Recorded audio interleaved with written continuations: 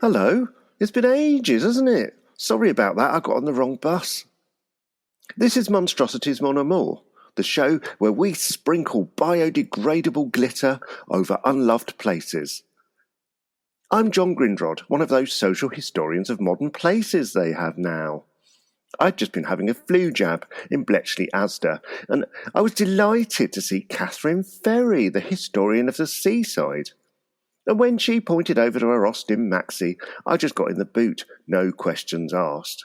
And then she drove us approximately 193 miles, and by the feel of it, we've travelled north. Flippin' heck, Kathryn, where are we? We are in Blackpool. Woohoo! Sunny northwest. I mean, it's pretty inevitable that I was going to take you to the seaside, really. Yeah, colour me shocked. I know, exactly. It would have been more shocking if I'd taken you to Birmingham, wouldn't it? But no, we are definitely by the sea, the golden sands of Blackpool, and specifically the Golden Mile. The Golden Mile. Now, the Golden Mile is one of those mythical places, really, isn't it? If you've not been to Blackpool, its residence is so famous and extensive. Everybody in Britain has heard of the Golden Mile. Why have you chosen it? Because it is one of those places that I think people have preconceptions about. And if your preconception is that it's kind of tacky and trashy, then that's probably right, actually. But that doesn't mean you should write it off. Absolutely not. Because there is something essentially seaside-y about the Golden Mile, and it is crucial to Blackpool's identity, I think.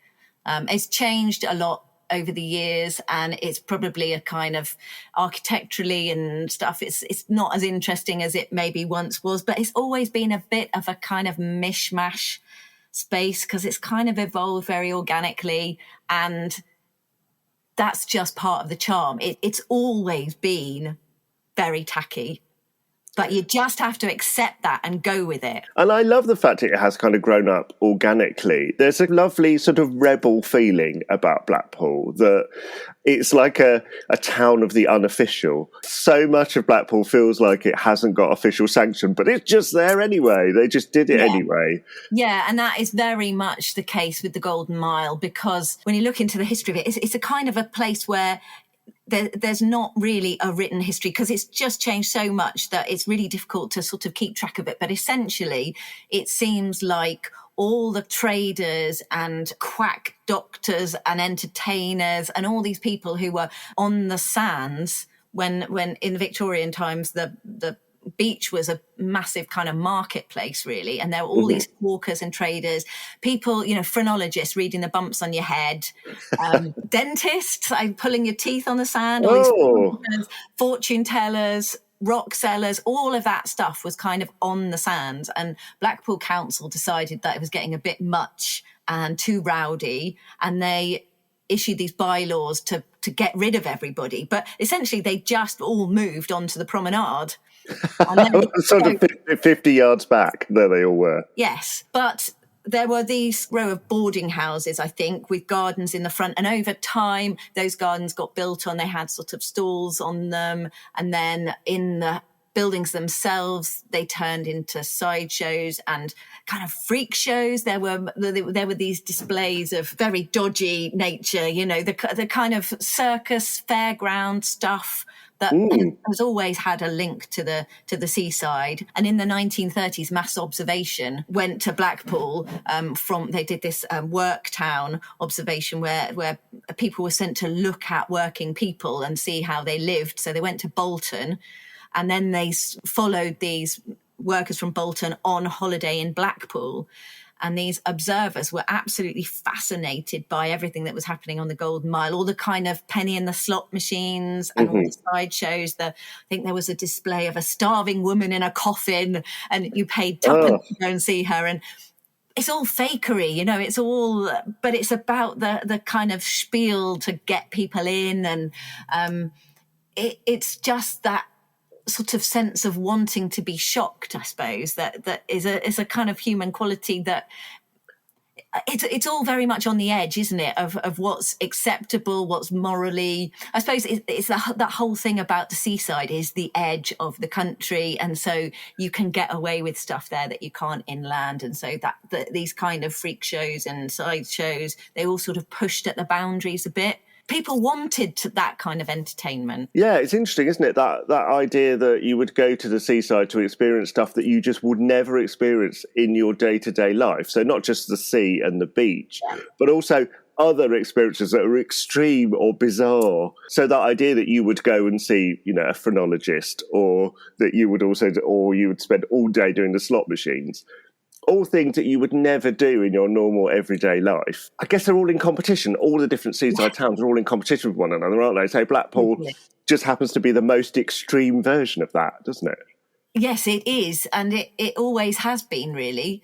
I guess because of its lure, because of its catchment area. It had such a huge catchment in the northwest and all these industrial cities. As the cities inland industrialised, the kind of entertainment became industrial in its quantity and stuff. So, yeah, the money that you could potentially make there was vast. The sort of seasonal element of it as well, I suppose. They're there for the quick buck, aren't they, really, on these sideshows and things. So there's always this kind of fleeting sense of it. It's there and it's gone. And if you look at the sort of architecture along the prom as well, that's very similar as well, because in my research for my latest book, I was sort of trying to track how the buildings had changed over time using postcards. It's really difficult to date them for a start, but just small things change all the time, and novelty is so crucial to, getting people through the door, bums on seats, all of that stuff. Change is just implicit in the very place.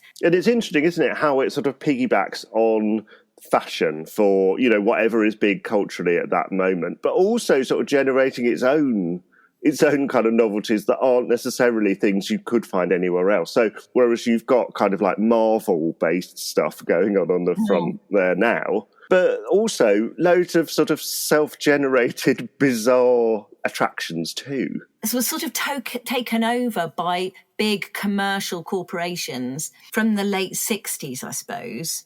So before that time, there were lots of smaller entrepreneurs and so there was like the bingo king of Blackpool was on there. I can't remember his name. And there was a newspaper report I found where various palmists were having a turf war.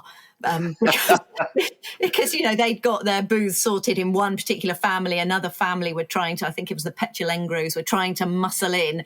No one could have predicted that. No, no, it's bonkers. But then it changed to a bit more of what we see now in the late 60s, where you get these vast amusement sheds. So if you're walking along the prom from the tower up towards the South Pier, that's the real gaudy end of the Golden Mile, I suppose. That's where all the big amusement arcades are. The scale of them really changed during the 60s and 70s. So what feels like as if they've always had these amusement arcades. I mean, they've been there in some form or another. Blackpool was one of the few places going into the 70s that still had that mega appeal against foreign destinations. The number of people going, I think, was 18 million or something through the 70s. 1978, total visitor spend of 80 million or something. I mean, the income generated by tourism for Blackpool remained vast, but there was also this sense that they had to do something to keep up.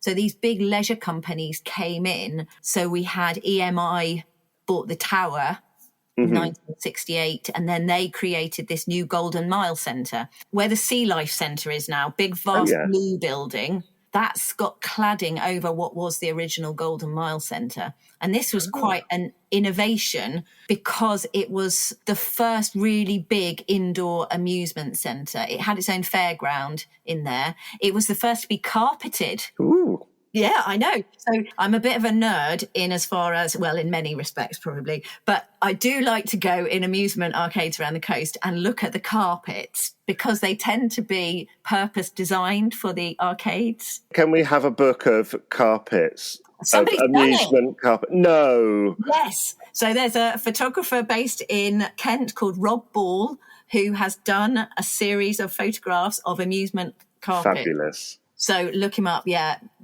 they are brilliant. But this all started at the Golden Mile Centre, and apparently they spent £25,000 in 1968 on carpet. Wow. Because it was that big. What sort of interests me about this is that even though they were setting up this era of these big sheds, in the first instance, they did design them. They did have some design elements to them. They weren't just big boxes. They recognised that you've got to get people through the door, and so they need to be interesting. And the Golden Mile Centre had this incredible abstract mosaic over the main entrance, which was designed by an artist from St Ives.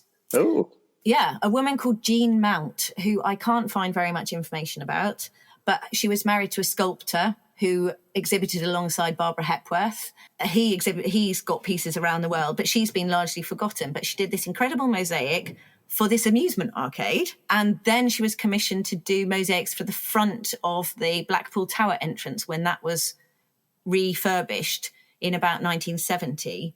Wow. And she and her husband were sent to Venice, to Murano, to go and have these special bits of glass made for Blackpool. Wow, that's so cool. But yeah, it's very cool. We don't know what's happened to the mosaic from the Golden Mile Centre, but the mosaics that they did, and there's 11 of them that Jean and her husband did for the Blackpool Tower, are still in the Blackpool Tower. Wow, great. 2 of them are in the entranceway, and you can see them, and they're all of sort of related tower things. So there's a clown, and there's a monkey and a parrot and circus horses and a ringmaster. They are fab. There's less focus now on design along the Golden Mile. Absolutely. So if you're looking for if you like sticks of rock, it's brilliant. And if all of that tacky stuff, I love those plates of rock. I don't know whether you've seen them where you can have a plate of bacon and egg made of rock. Incredible. You can have plenty of those, but the design has kind of got lost a bit somewhere along the way. But it fascinates me that well into the 70s, the design of these places was a key element. And I'd really like people to recognise that and kind of try and get some of it back in there a bit, as part of the whole experience that architecture and design, even if it's just on the frontage, it's all just a bit sort of flat and two-dimensional now in a way where it sort of leapt out at you in the past. You're really well known as an expert on seaside architecture and seaside design. Where did this interest come from? So my love of seaside came really from falling in love with beach huts specifically. In November 1998, I was at Herne Bay in Kent, and I was just standing on the beach, and the beach huts were casting their sort of pointy shadows across the shingle. It was very photogenic, very beautiful. I took a picture, and something happened in that moment, got a bit obsessed, spent the next, however many years, researching beach huts. I did a tour of the English coast by public transport in 2002, going all the way down the east coast, along the south coast. And that kind of, although I was specifically looking at beach huts and talking to beach hut owners, obviously everywhere I was looking at the architecture and seeing that there was this incredible heritage that people had not really properly, there were a few books on it, but not very much. And it wasn't considered really serious architecture. And I just think that actually the places where people play and let off steam are as important as the places where they work. So in terms of sort of rediscovering industrial heritage, which has been something of the past couple of decades, and that's now very much established, isn't it, in terms of heritage and visitor attractions and all that kind of stuff. But at the seaside, that's the place where all those workers went for their much anticipated holidays. Why don't we celebrate that bit as well? Why are we ashamed of our seaside places? That's what I'm trying to change. Yeah, and that's really, really important to do that, because we do denigrate fun and entertainment. Yeah. We're allowed to appreciate it if it tips over into being art, or it tips over into being a sort of sanctioned kind of serious version of that. But if it's just genuine kind of thrills and fun and lovely, happy memories, that isn't really something that feels a serious enough subject to cover. But of course, for many of us, that's the point of life, isn't it? To have those moments. Yeah, It's a key part of the human experience, isn't it? So why we don't give it any credibility, I don't know. And I feel in this country as well, most of us have got sort of handed down photo albums of family in the past, and the seaside is just where they went. There wasn't an alternative. That was, if you were lucky enough to have a holiday, you went to the seaside. That was the place. So lots of happy memories were made there. And oh my goodness, we're all about making memories and everything, you know. It's such a kind of modern thing. What about the memories of the past, you know? And nostalgia is a very powerful thing. So the way I approach the seaside is to try and capitalize on that nostalgia that people might have from childhood holidays and things, and actually think, you know, what is it that made that place important, the place that you spent your holidays? If you went to Blackpool, it was the Tower, the Winter Gardens, the Golden Mile. It's those amusement arcades where you spent that time. So actually caring for those places and recognizing that they have some value. I don't want to keep these places in aspic and unchanged and be that kind of heritage warrior who says, don't touch it. You know, they have to evolve, because we have to get the next generation interested. We have to get people coming back to these places for their economic viability. And so many of these seaside resorts have real problems, social deprivation and unemployment. And I mean, it's terrible. Blackpool has got the lowest life expectancy rates, I think, in the country, which is shocking. You know, people have just been sort of dumped in the seaside and forgotten in these places because the sort of their economy was all about holiday, and that's become a kind of, is it like a post-industrial landscape almost? You know, the industry of holiday making has declined over the end of last century, I suppose, without any recognition of that. The beaches are still there. The Golden Mile is still there. You've just got to sort of change people's opinions about it in a way to get people to go back. If you haven't experienced Blackpool, I mean, it is a thing in itself. I can't remember the first time I went. I didn't go as a child because I grew up in Devon. So Blackpool's just so far away that I'd never gone. So I went as an adult, and I went with this appreciation of seaside-ness, I suppose, wanting to love it. And I stayed in this terrible B&B with paper-thin walls and, you know, the cheapest sausages and toast and stuff. And it was awful, but it was still, I went up the Tower and I went in the Winter Gardens, and these places are, you know, the sort of these Victorian palaces of working people. They're just astonishing, incredible, the amount of money that was spent on them. And they are still there, and they are amazing, and they ought to be better known. They ought to be celebrated, not just for Strictly Come Dancing, you know, once a year when they go and use the Tower Ballroom. These are places that deserve to be recognised as key parts of our shared national heritage, I think. Absolutely. And that Victorian heritage is really, really important. And we sort of see that with piers and you know, the Tower. But also Blackpool is sort of fascinating because you touched on this already, this idea that it's constantly evolving and that we have these kind of layers of history there. And it feels like we also really don't appreciate that kind of post-war boom that then happens, you know, after the war, when there's this sudden desire to have fun and sort of embrace a kind of new, exciting world. And the seaside plays a massive part in that. And we end up with a lot of kind of quite exciting, fun, ridiculous seaside architecture and design happening then. And now that stuff is looked on as a sort of sense of shame or like embarrassment. Like why did we do this? What on earth is this here for? A kind of rediscovery of that is also really important, isn't it? Yes, I think so. I was really fascinated by just how much investment there was after the Second World War in seaside places, because what I'd read previously in the histories I'd read was that the 1930s was the peak.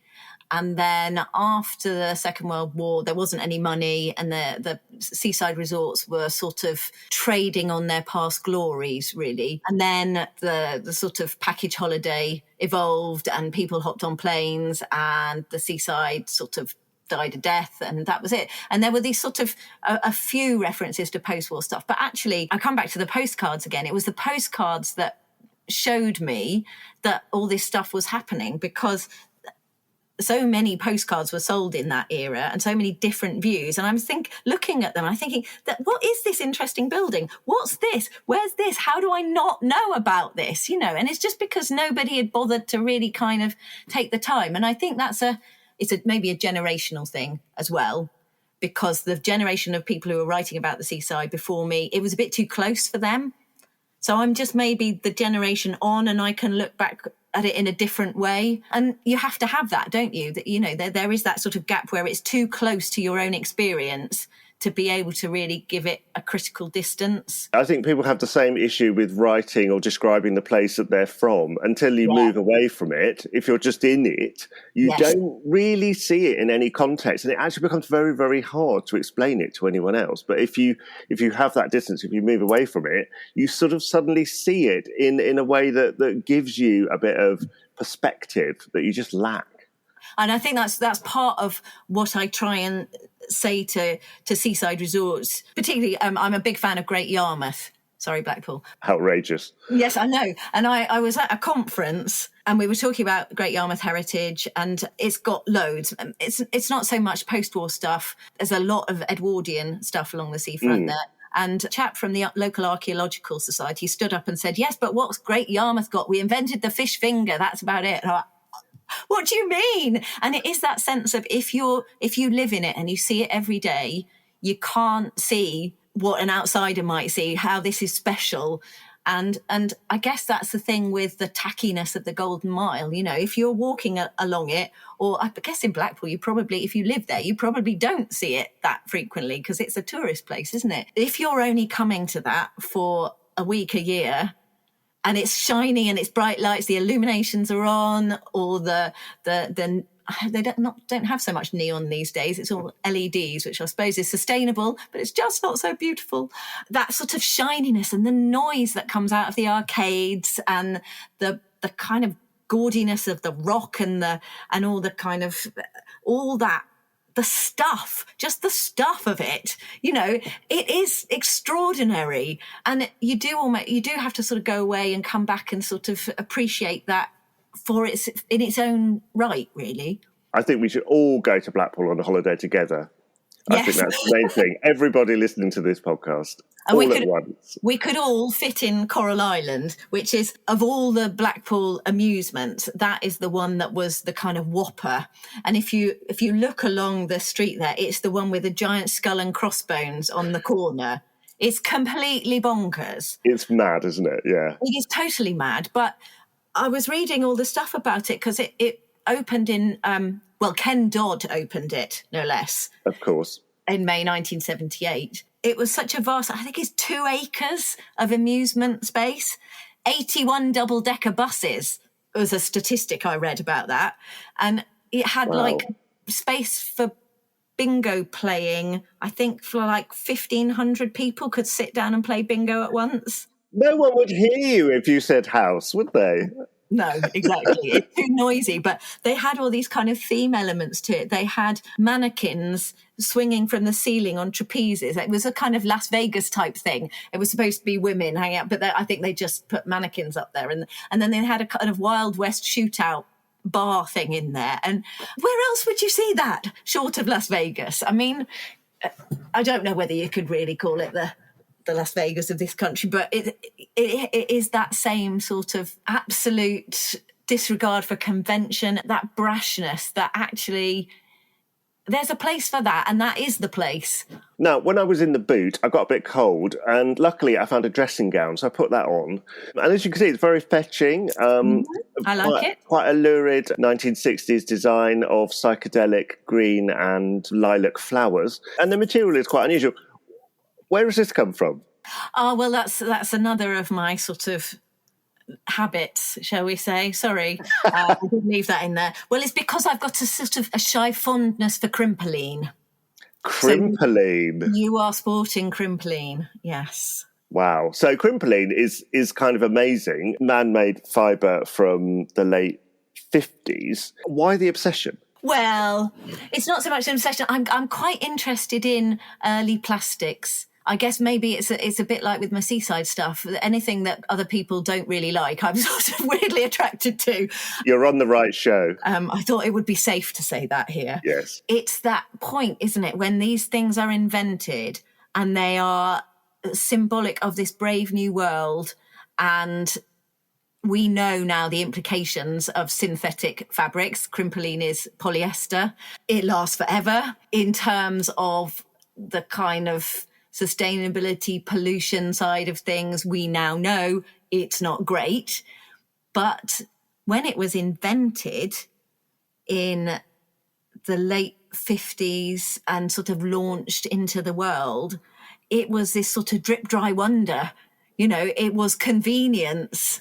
It turned into this sort of fabric form. And I think sometimes you need to sort of put yourself back in the mindset of people when it was invented and not dismiss all this stuff, because it was created for a purpose. This was, 60s women's liberation. Skirts are rising very much higher than the knee. It was a sort of revolutionary fabric.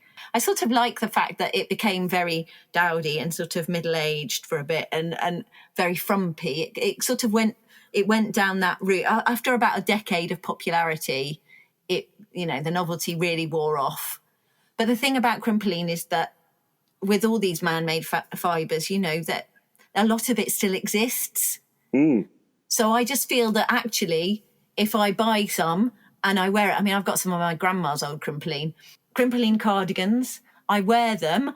I am making use of something that already exists rather than creating more synthetic fabrics or cottons that take gallons and gallons of water to produce and stuff. So I think there's an ethical element in sort of actually embracing some of these fabrics of the past and re-wearing them. Definitely. And if you go on to Vinted or eBay, you can find tons of Crimpoline. And as you say, there's a real mixture of the kind of 60s psychedelia and, really, really kind of out there designs and fabric, and through to incredible frumpy sort of brown. Yeah, don't go with the brown. Yeah, brown with sort of lacy detailing. There's lots of that.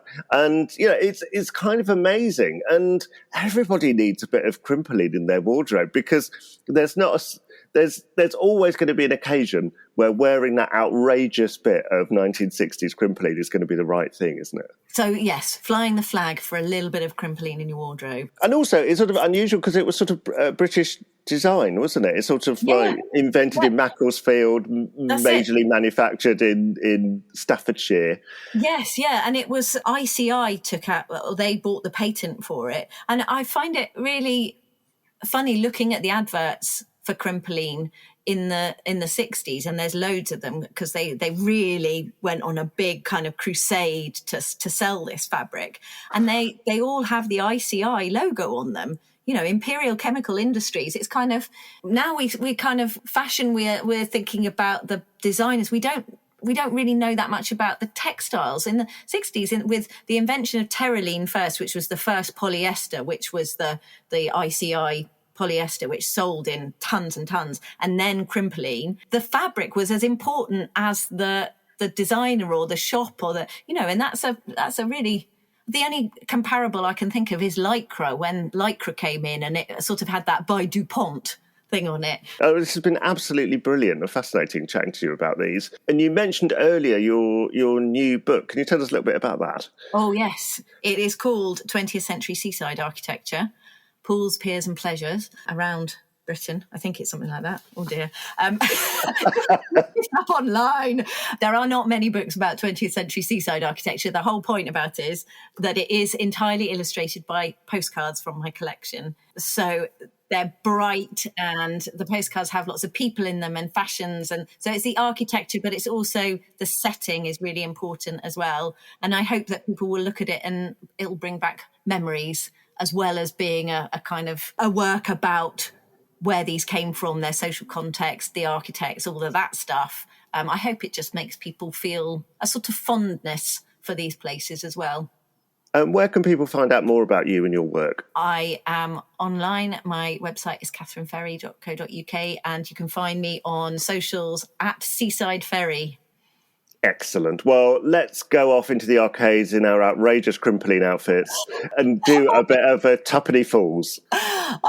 Yeah. Come on, after you. I'm going. Excellent. I can't see you against the carpet. You've matched the outrageous carpet. I have. Sorry about that. I'm just going to go and find some neon to stand under and wave at you. Fabulous.